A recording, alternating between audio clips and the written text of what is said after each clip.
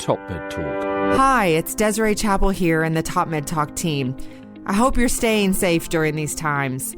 We wanted to say thank you for downloading Top Med Talk. This piece is not specific to the COVID-19 crisis, but we are covering it daily. If you want more of that information, you can find it on topmedtalk.com. Now, in the meantime, we are continuing to champion perioperative medicine like we always have done. And we're working with our academic partners as the crisis continues to bring you our normal scheduled content. We also want to say thank you to our sponsors, specifically Edwards Life Sciences, for their generous support. I hope you enjoy this podcast.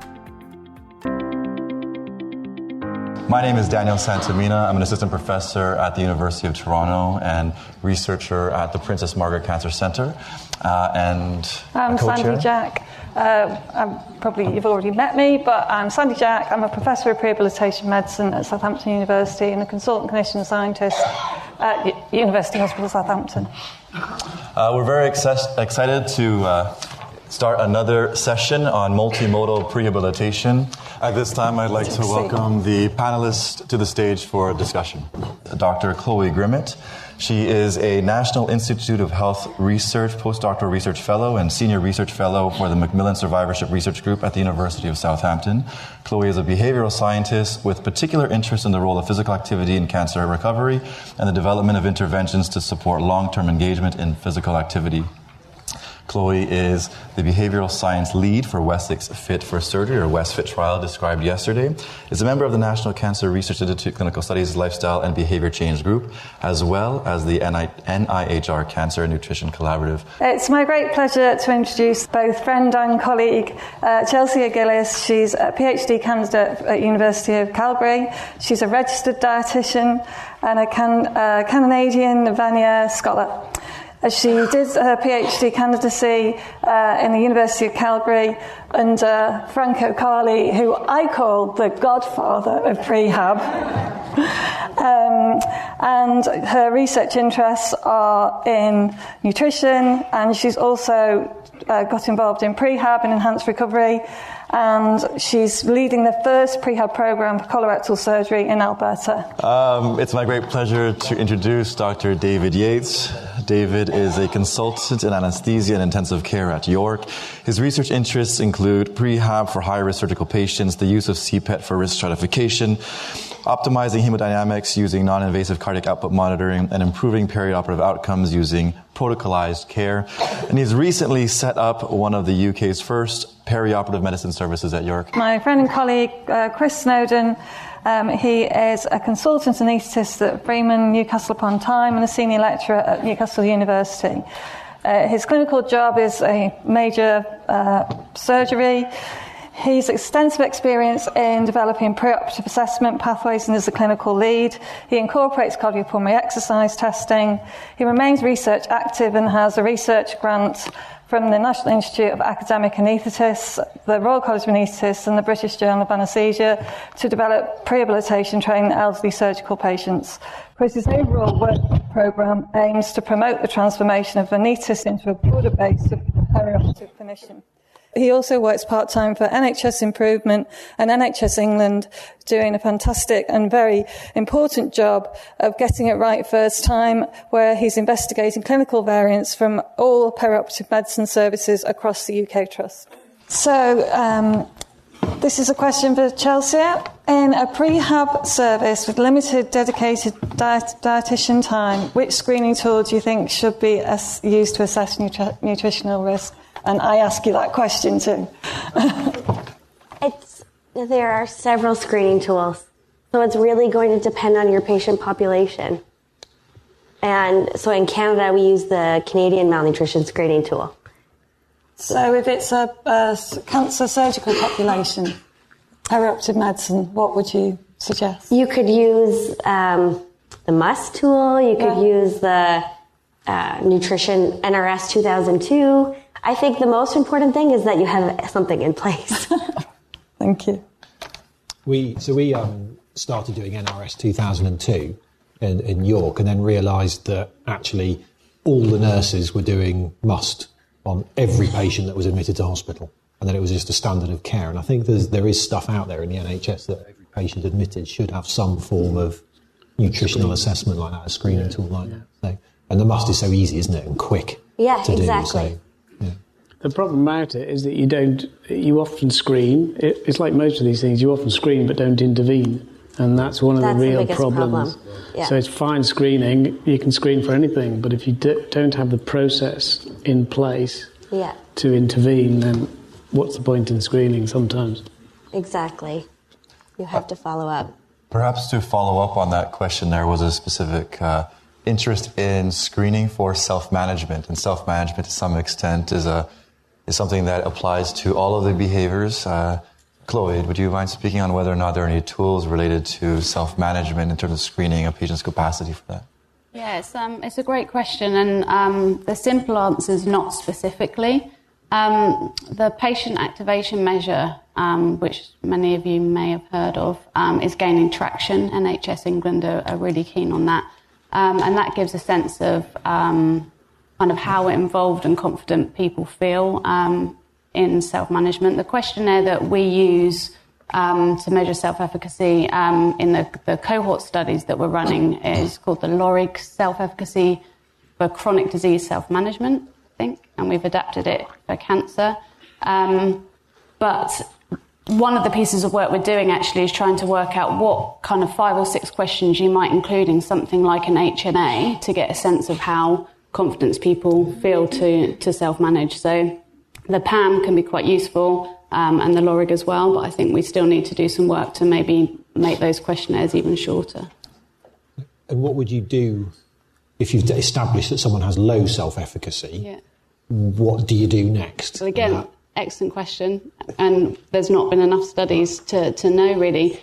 It gives you an indication that people obviously need more support. So when you're thinking about the stratified follow-up, the best way to intervene is difficult to say, and also self-efficacy is a situation-specific thing. So people might have high confidence to do some parts of their care and low confidence to do others. So it's really important to explore what and where people need the most support. I think CNSs can often provide a huge amount of support, and also key workers are cropping up in quite a few trusts at the moment, and they can provide support as well. Maybe it's because I'm Canadian or some other reason, but Sandy would like me to ask the question to Chris here. What advice would you give a patient about cannabis smoking cessation? Not smoking cessation, that should be true. It's a very difficult question. I think there's really not enough evidence to say one way or another, and I haven't got any answers for that at all because I really have not been involved with that. I mean, they're normally smokers as well, aren't they? Obviously smoking tobacco as well. I think they're clustering. We should be advising them to stop smoking anything.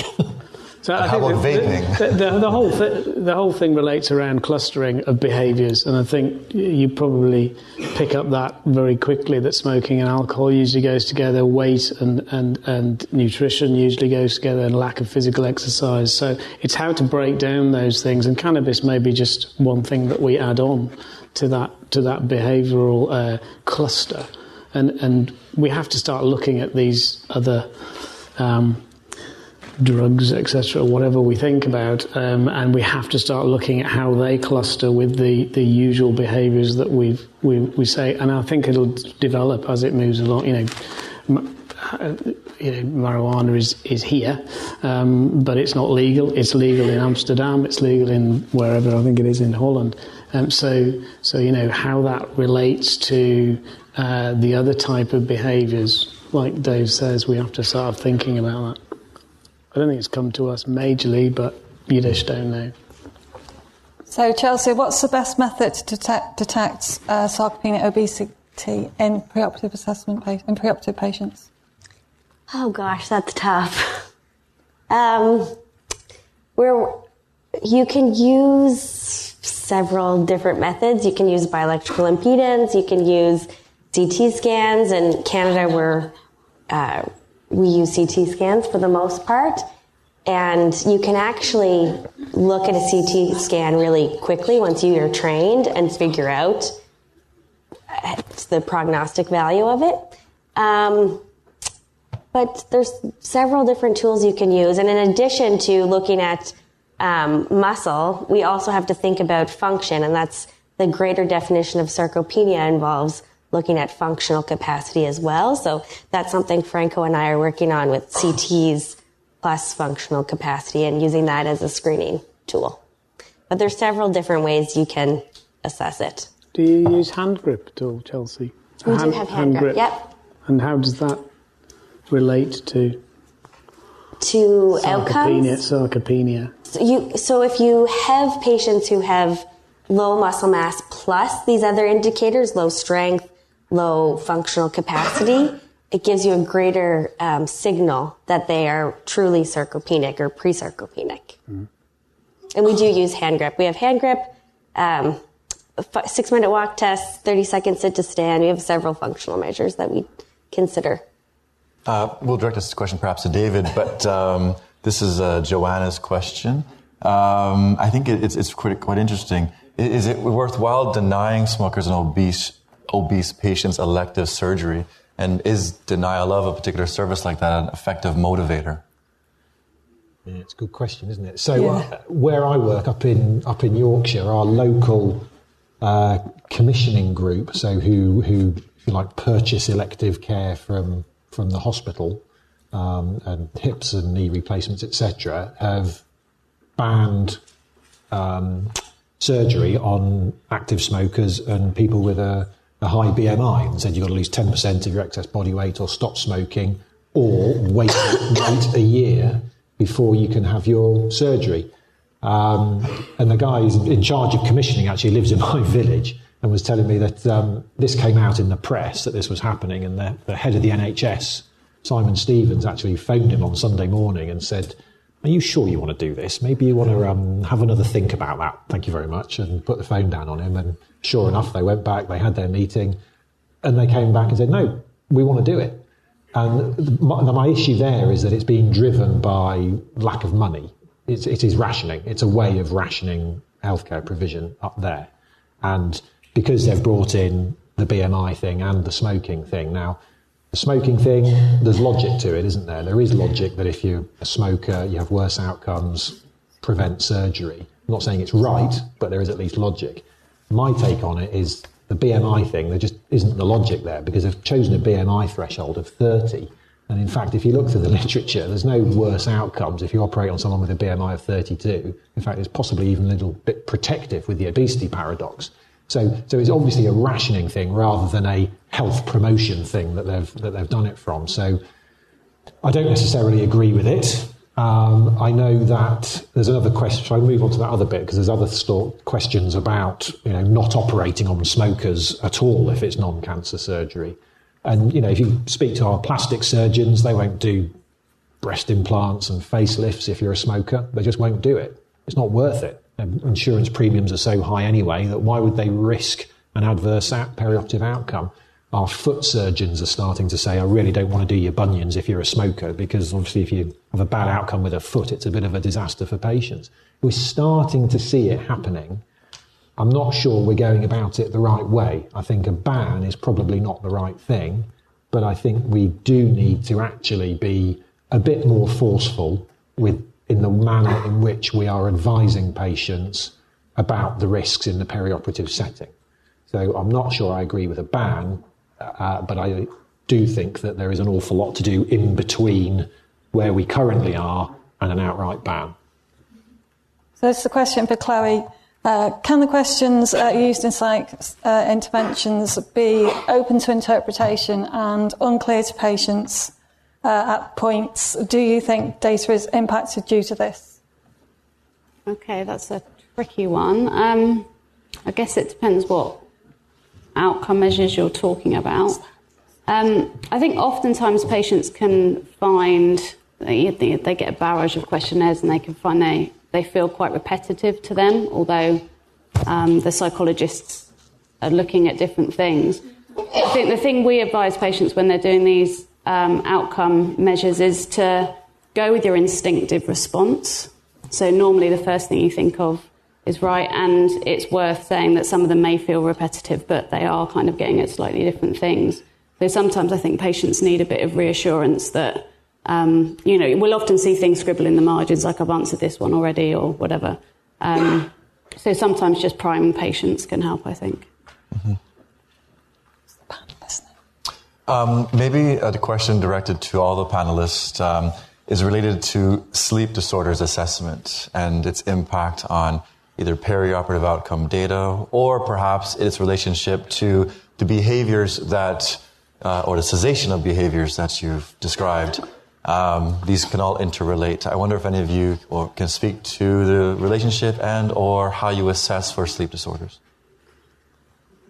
Again, I think it's around clustering, and there's a lot of data from, there's a paper in Australia, who are also looking at clustering of sleep disorders as well as smoking, alcohol, and I think it's something we've not thought about, but we certainly do need to think about, it's related also to physical activity, it's related to nutrition, so it's something that we need to look at.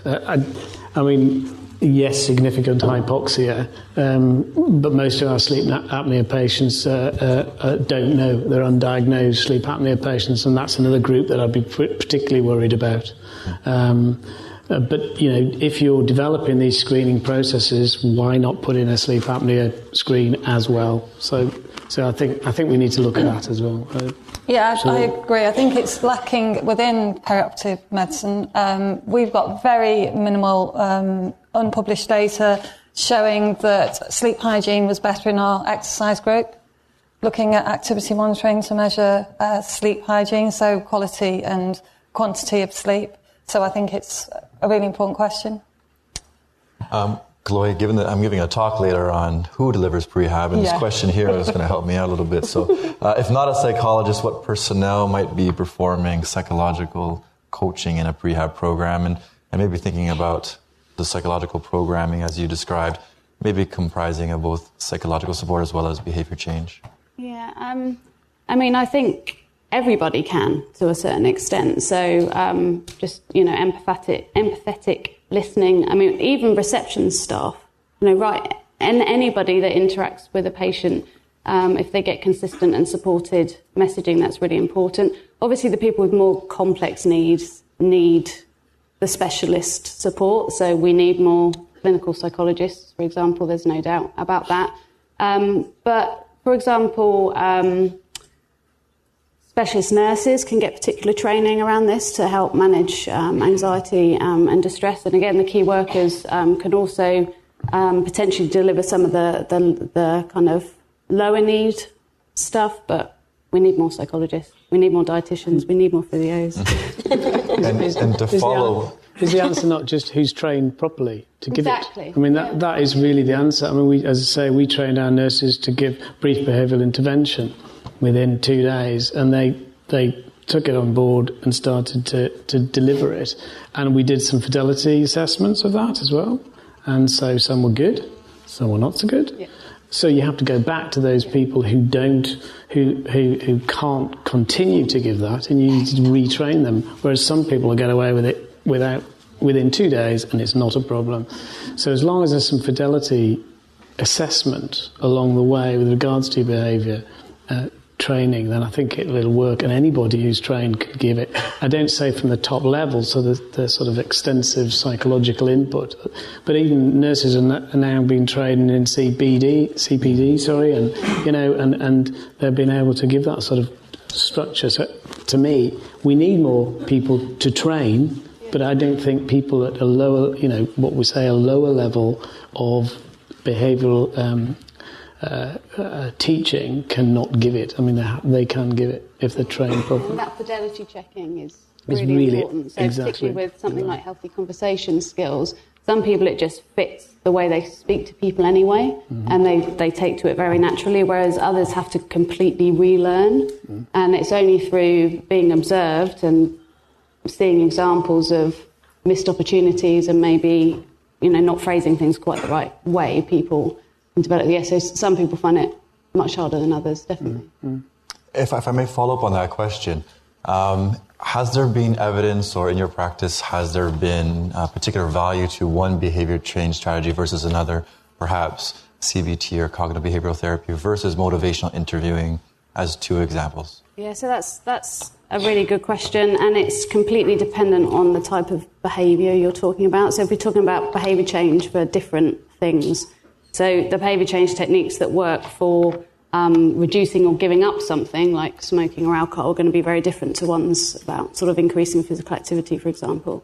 So there's been a lot of work really led by someone called Susan Mickey at UCL. I don't know how many of you have heard of her. She came up with the behaviour change technique taxonomy, which is essentially a list of, I think it's 93 behaviour change techniques that are used, and encouraging people to identify those in their interventions so that we can synthesise the evidence more accurately to see which of these kind of active ingredients of the interventions work in which context. But yeah, that's work in progress. But I would encourage anyone that's writing a paper describing an intervention that's used any kind of behavioural modification to look at the behaviour change taxonomy and identify them in that way, because it makes synthesising the evidence much easier. Chelsia, does immunonutrition work? Don't ask me that question. Well, it's a really important question, and it was a question that we had fun and games with the guidance. Yes, yeah. So I think it is really important, even just a comment or an opinion. Okay, my opinion is that I'm not convinced. I don't know if it works. I don't know if it doesn't work. I'm not convinced as of yet.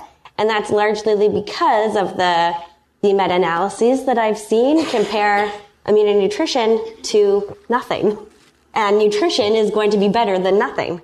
Okay, so a bit controversial. Could it do harm? There have been studies in critical care, but in surgery I haven't seen any of those studies. Thank you. Maybe this is to follow up on the nutrition and behavior change theme, but are there sensitive approaches to addressing maybe weight loss, physical activity, and diet, perhaps, that you might recommend? And if you have an obese patient, or you have a patient who clearly needs to lose a few pounds, is there something that you might suggest to be sensitive? Yeah, I mean, that's really tricky, and there's been quite a lot of work done, particularly speaking to GPs, general practitioners, about how to go about this. And it can be affected by your own weight status as well. So practitioners who are themselves overweight don't necessarily know how best to talk about it. People who aren't overweight have kind of the opposite problem of patients sitting there thinking, well, it's all right for you, you don't have an issue. So it's really difficult. There is training out there to talk about these issues, both in adults but also in children.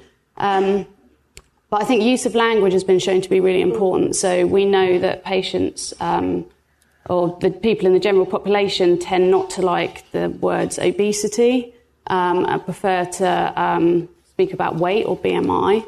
I think ultimately it's about trying to be as sensitive and non-judgmental as possible, which is. I think that it depends on the rapport you have with people, and that I usually go about saying things like, understanding what the root cause is, and so for a lot of people it's emotional eating, and to validate that there's a reason that serves a purpose in your life. And that I understand, and then to move towards other ways of dealing with that instead. Yeah, and people who, people often have tried loads of different ways to lose weight. So opening up a conversation with, how are you feeling about your weight? Would you like to talk about anything that you've tried in the past, and acknowledge how difficult it is, and some GPs are referring into things like Weight Watchers. There is evidence that those kind of things work. So, opening those channels could be really important as well. If patients see that their GP is sending them to that for free, they kind of think, well, if the NHS are doing that, it must have some evidence. So that can be quite powerful as well. Yeah, we were going to throw it out to the audience, yes. So, as a person who looks after people with obesity, I think saying obese patients, no one in the audience here would say looking after a cancerous patient. So I think our language, as you said, is very important. And also saying to them, you have obesity, you're not an obese person, is a very big start in terms of them feeling more comfortable. Absolutely. So it's patients with cancer, not a cancer patient. I couldn't agree more. Excellent question. Any more questions from the audience? Sorry, can I just add the last bit of that? We can talk about obesity or BMI or whatever, but how can we harness the golden moment, which is surgery? So you can talk about obesity and put it into whatever language you want, but is there a way of putting that into the context of surgery, which is what we're trying to do? What I try to do is just say body composition. So we usually say things like, we're going to build up your muscle, start with the positives, and reduce some fat. But the point is, why? So the question then would come back from me as a patient was, okay, I'm overweight, but why do I need to do that? And I think if we don't start thinking about that, putting it into the context of surgery, which is what we're trying to do, then we lose the hook a little bit. Yeah. I find that almost every patient I've seen who is obese, their surgeon has already told them, you need to lose weight. So when they see me, I've actually had patients who went on drastic diets that were verging on malnutrition because they were so scared that they were overweight before their surgery. So I think that they do take it pretty seriously when they hear it from their surgeon, in my experience. And then it's to manage the weight loss in an ideal way, preparing for surgery. Any last questions? The last question to the audience. Any? Oh, thank you. If I can just add to that last comment, I think it's important not to focus on the fat mass or the lean mass. They are just markers of a metabolic state. It's the metabolic state we're trying to improve. And we know from if you want to use I don't like the term, but the fit but fat, or the fat and fit story, it is possible for people who are heavier to have good metabolic control. If we introduce in a very short period of time a diet and activity program, we shouldn't be expecting them in that prehabilitation period necessarily to lose weight, especially or get rid of fat, which has taken them many, many years or sometimes decades to accumulate. What we want to do is get them metabolically fit. And if we can focus on improving their metabolic control rather than their composition over that prehab period. After the interventions, clearly we want to mitigate further loss of lean. But it's more about improving metabolic control. And I think that's the theme we've got to go back to, rather than you've got to lose fat, it's just too complex. More positive message. It's a very positive message. I'm going to close the session. Can I just make one quick shout? I forgot to make Steve, quick. I'm going to invite Chelsia. No, go ahead. Well, we just wanted to say there's a lot of interest in nutrition. If there are dietitians, nutritionists, and those specifically interested in nutrition, we're trying to get a group together. We're going to be in the Stevenson room, which I believe is next door. Just checking. I believe it's next door. Just to briefly meet for 10 minutes before the rest of the day, just so we can make contact with each other. Please join me in thanking our panelists for this session. It's Desiree Chappell here. Just a quick reminder, subscribe to Top Med Talk. We're a daily source of news and conversation focused on perioperative care. We can also be found on Twitter, Facebook, LinkedIn, Instagram, and we now have a free mailing list with special offers and additional goodies for subscribers. Go check us out at topmedtalk.com. That's www.topmedtalk.com.